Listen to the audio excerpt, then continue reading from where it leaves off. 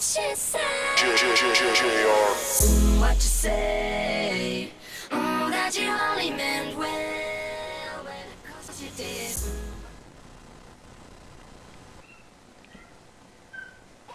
What's up, people? My name is Misery, and welcome to episode 4 of the Help Wanted series that I have running on my channel right now. I suggest if you have not seen any of the episodes yet, or if you missed the last one, you should go back and watch it. They are all on my channel and will eventually be in a playlist on my channel, where you will be able to see them all there. Now in this video, I bring you not only the tips that I'm going to give that will help you, I also am bringing you some booster justice, because I know a lot of you people out there like seeing boosters being dealt with. You know, Sandy Ravager got his little thing going on there, and so do I, sorta, in a way. Because there's some boosters that joined in our lobby, and they boosted in the last game, and of course I won. Of course, I'm the Misery. Gosh. Don't you doubt me, guys. Come on. But no, seriously. And then they continued to boost in this one, so I went after them. And anyways, getting down to our tips. So the tips I have for you guys are strictly based for free-for-all. I haven't really done any free-for-all gameplay that much on Black Ops. I think I may have done 3 or 4 games, I'm not really sure. But if you guys know anything about me, I love free-for-all. I'm a hardcore free-for-all player, and that's about all I like to play on Modern Warfare 2. So I have some tips that you can use on Modern Warfare 2 for you people that play free-for-all, and you can even roll these into Black Ops 2 on certain categories. The first thing I'm going to talk about is learning the spawn points. Spawn points in free-for-all are dedicated, so there's always going to be someone that's going to spawn at one. Now that doesn't mean that someone's going to spawn at one if you're aiming down your sight right at the spawn point. That's not going to happen. But people at the beginning of a match will always spawn in the same spots as they did last time.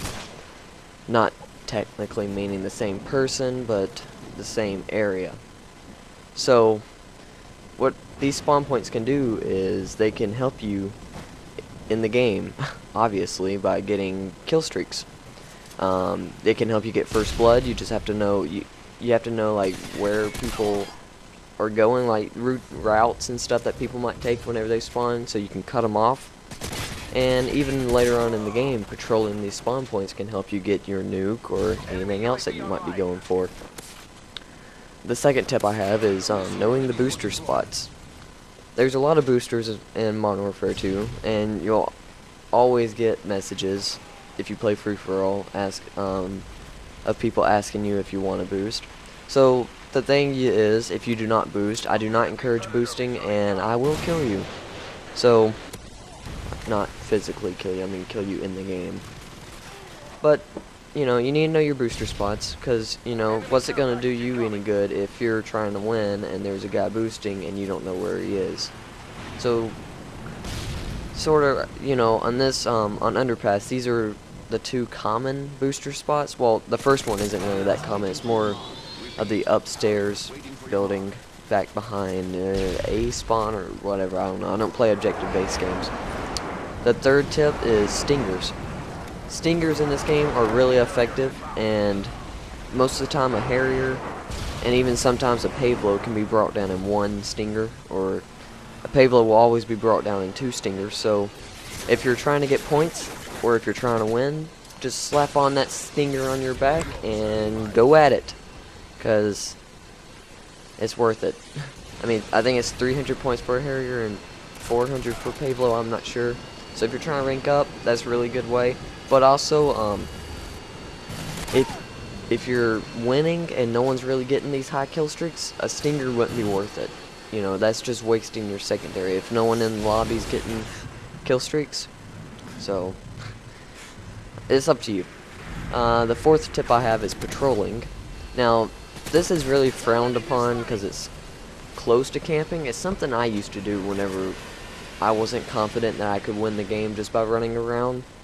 But patrolling is, this is how I did it.